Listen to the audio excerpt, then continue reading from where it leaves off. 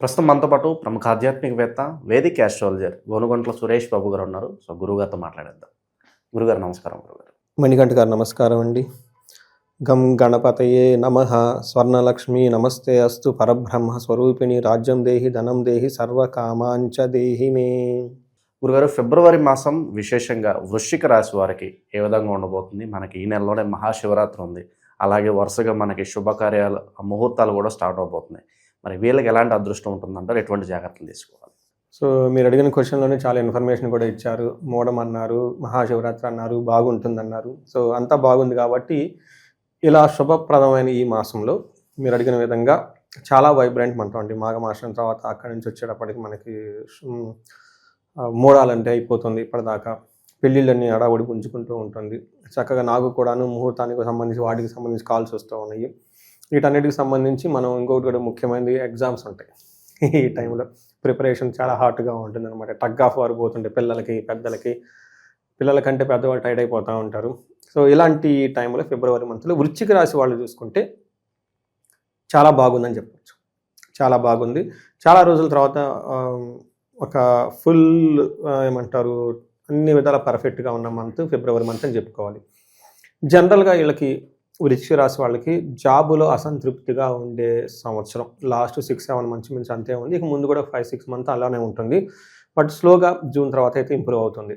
So ఇదంతా మనం లాంగ్లో చూసుకుంటే, బట్ ఫిబ్రవరి మంత్ మనం చూసుకుంటే చాలా బాగుందని మనం చెప్పుకునే ముందు చూసుకుంటే ఇందులో వృశ్చిక రాశి వాళ్ళకి మనకి విశాఖ 4వ పాదము, తర్వాత అనురాధ 1, 2, 3, 4 పాదాలు, జ్యేష్ఠ 1, 2, 3, 4 పాదాలు అంతా వృశ్చిక రాశిలో ఉంటారు. పేరు బలం ప్రకారం మనం చూసుకుంటే తో, నా, నీ, ను, నేను, యా, ఈ, యు అనే పేర్లు అంతా మనకి ఇందులో ఉంటుంది. చాలా పాపులర్ నాగరాజు, ఓకే, ఈశ్వరమ్మ, ఈ చాలా పేర్లన్నీ ఇందులో ఉంటాయండి. ఇందులో గ్రహస్థితి బట్టి మనం చూసుకుంటే శుక్రుడు వచ్చేటప్పటికి 6వ తారీఖున మారుతూ ఉన్నారు. బుధుడు 3వ తారీఖున, 13వ తారీఖు సూర్యుడు మారుతూ ఉన్నారు. కుజుడు 16వ తారీఖు, కుజుడు వచ్చేటప్పటికి 26వ తారీఖున మారుతూ, అంటే ఆల్మోస్ట్ మంత్ ఎండ్లో మారుతూ ఉన్నారు. ఇలా 4 గ్రహాలు ఈ ఫిబ్రవరి మంత్లో మారటంతో వీళ్ళకి ఎలా ఉంటుందంటే మనం ఆల్రెడీ చెప్పుకున్నాం కాబట్టి బాగుంది. డీటెయిల్స్ చూస్తే సింపుల్ వర్డ్స్లో ముఖ్య అంశాల్లో లాగా ఈ మంత్ ఎలా ఉందో చెప్పుకుంటే మానహాని, ధనలాభం, ధనప్రాప్తి, సుహృతాభివృద్ధి.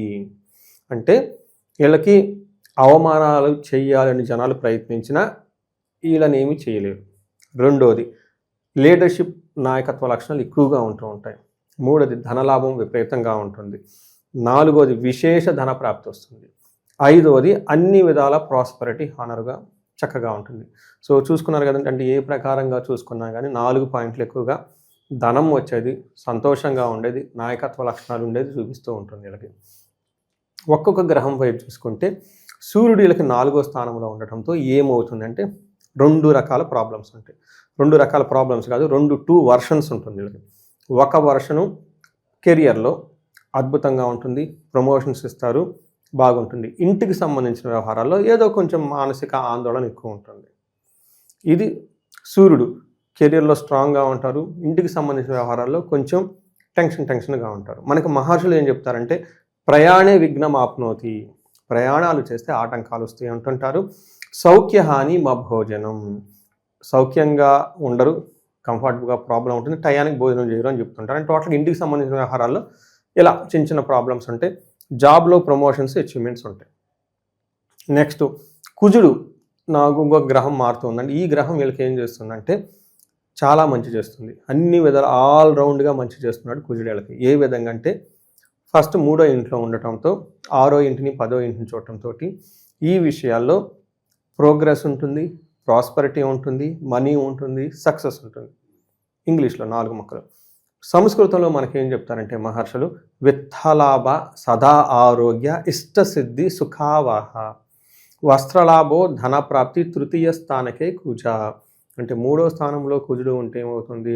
విత్తలాభం అంటే ఫైనాన్షియల్గా బాగుంటారు, ఇష్టసిద్ధి అనుకున్న పనులన్నీ జరుగుతూ ఉంటాయి, సుఖావహ సుఖంగా ఉంటారు, వస్త్రలాభం, ధనప్రాప్తి అని చెప్తూ ఉంటారు. అంటే టోటల్గా ఎలా చూసుకున్నా బాగుంది. లాస్ట్ అండ్ మోస్ట్ ఇంపార్టెంట్, వీళ్ళకి ఏమవుతుందంటేనండి శుక్రుడు 4వ స్థానంలో ఉన్నారండి. శుక్రుడు 4వ స్థానంలో అంటే మహాభాగ్య యోగం అంటారు. మహాభాగ్య యోగం ఎందుకు అంటే 4వ ఇంట్లో ఉండటంతో కుటుంబానికి సంబంధించిన వ్యవహారాలు, వస్తువులు కొనే అవకాశాలు, తర్వాత మనకేం చెప్తుంటే పుత్ర మిత్ర కళాత్రాది, పుత్రులతోటి మిత్రులతోటి భార్యతోటి విద్యా గోష్ఠి చక్కగా పెద్ద పెద్దగా మాట్లాడుతూ ఒక డిగ్నిఫైడ్ టాక్స్ పెట్టుకొని చాలా చక్కగా ఉంటారని చెప్తుంది అనమాట. అలానే ఆఫీషియల్గా గెయిన్ ఉంటుంది, మనీ ప్రకారం కూడా బాగుంటుంది. ఇంకొకటి స్త్రీ సంభాషణ సంభ్రమ. జెంట్స్ అయితే ఎక్కువగా లేడీస్తో చాలా ఏమంటారు రెస్పెక్ట్ఫుల్గా మాట్లాడుతూ డిగ్నిటీగా ఉంటారు. అంతకుముందు ఏమైనా భేదాభిప్రాయాలు ఉన్నా కానీ అవన్నీ తొలగిపోతాయి. సేమ్ ఇంతకుముందు లేడీస్ అయినా ఉన్నా కానీ జెంట్స్ తోటి చాలా చక్కగా భేదాభిప్రాయాలు ఇంట్లో కానివ్వండి బయట కానీ ఎవరికైనా ఉంటే అవన్నీ పోయేసి చక్కగా హ్యాపీగా ఉండే ఒక బెస్ట్ టైంలో వీళ్ళు ఉన్నారు. ఇక విశేషంగా అంతా మంచి జరగాలంటే ఎటువంటి పరిహారాలు చేసుకోవాలి? అలాగే మనకి ఎగ్జామ్స్ టైం నడుస్తుంది, విద్యార్థులందరూ కూడా పోటీ పరీక్షలు రాస్తూ ఉన్నారు. దీనికి సంబంధించి దానికి వాళ్ళు మంచి పాస్ పర్సంటేజ్ రావాలన్నా ఎటువంటి పరిహారాలు చేసుకోవాలి? వీళ్ళు ఫస్ట్ అండ్ కెరియర్లో చాలా స్ట్రాంగ్గా ఉండాలి. వీళ్ళకి గురువు వల్ల లేకపోవడంతో గురువుకి సంబంధించిన సంపూర్ణ శాంతి పూజలతో పాటు తారాదేవికి సంబంధించి, ఇది మనకి దశ మహావిద్యల్లో వస్తుంది అమ్మవారు సంబంధించి జపం, జపం చేయించుకుంటే చాలా స్ట్రాంగ్గా ఉంటారు. రెండోది వీళ్ళకి ఉద్యోగంలో ఇంకా స్ట్రాంగ్గా ఉండడానికి ఆదిత్య హృదయ స్తోత్రం చదువుతూ ఉండాలి. వీటితో పాటు వీళ్ళు ధనానికి ఎవరైనా ఇబ్బంది పడుతుంటే స్వర్ణలక్ష్మి విశేష హోమం అని ఉంటుందండి. స్వర్ణలక్ష్మి విశేష హోమం ఇది చేస్తే అటు పక్కన పొలిటీషియన్ దగ్గర నుంచి గవర్నమెంట్ కాంట్రాక్ట్స్, ఈ కాంట్రాక్ట్స్ చేస్తారండి, అవి ఫండ్స్ త్వరగా రావు, చాలామంది ఇబ్బంది పడుతూ ఉంటారు. అలానే మనీ ఫ్లో కాన్స్టెంట్గా ఉంది, అంటే ఇంప్రూవ్మెంట్ లేదు లైఫ్లో. మల్టీ సోర్సెస్ ఇన్కమ్ కావాలనుకున్న వాళ్ళు ఇలా ధనానికి సంబంధించి ఎక్కడైనా బాగా మనీ ఆగిపోయిన ఉన్న వాళ్ళంతా ఈ స్వర్ణలక్ష్మి విశేష హోమం చేయించుకుంటే చాలా శీఘ్రంగా ధనం వస్తుంది. ఇది ప్రతి ఒక్కళ్ళు ఈ రాశి వాళ్ళు చేయించుకోవాలండి.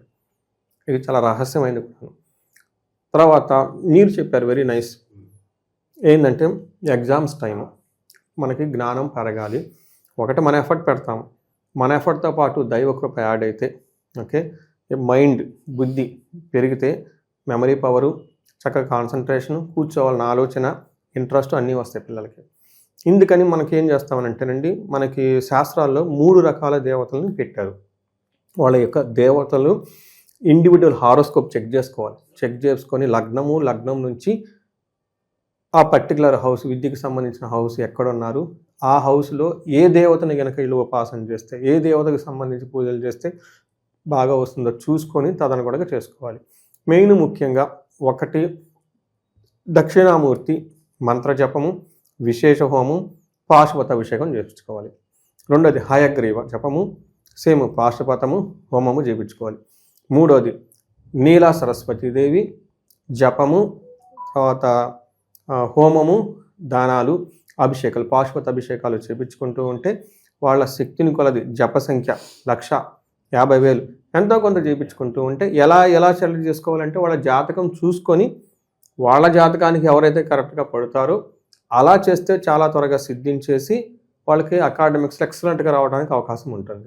సో ఇవన్నీ చేయించుకొని అకాడమిక్స్లో కూడా పిల్లలను చక్కగా 10 రెట్లు ముందుకెళ్ళే వాళ్ళకి అవకాశాలు ఉన్నాయి కాబట్టి తెలుసుకోవాలండి. సో ప్రస్తుతం ఈ రాశిలో ఏ నక్షత్రాలు ఉంటాయి గురుగారు? వీళ్ళకి ఈ మాసం ప్రత్యేకంగా ఎలా ఉండబోతుంది? ఇందులో విశాఖ, అనురాధ, జ్యేష్ఠ 3 నక్షత్రాలు ఉంటాయి. ఫస్ట్ వీళ్ళకి విశాఖ కానీ అనురాధ కానీ జ్యేష్ఠ కానీ వీళ్ళకి ఐశ్వర్యవంతంగా ఉంటుంది, జయప్రదంగా ఉంటుంది. ఇంకేం కావాలండి? ఇంకేం వద్దు కదా.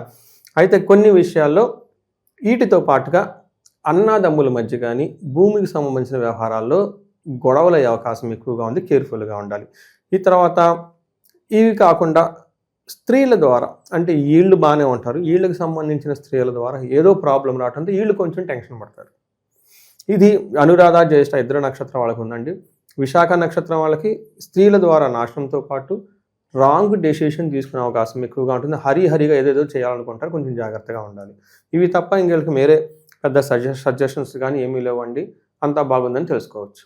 హోప్ఫుల్లీ అంత మంచి జరగాలని కోరుకుందాం. వృశ్చిక రాశి వారికి ప్రత్యేకంగా ఈ మాసం ఎలా ఉంటుందో మంచి విశ్లేషణ అందించారు. ధన్యవాదాలు. ధన్యవాదాలండి.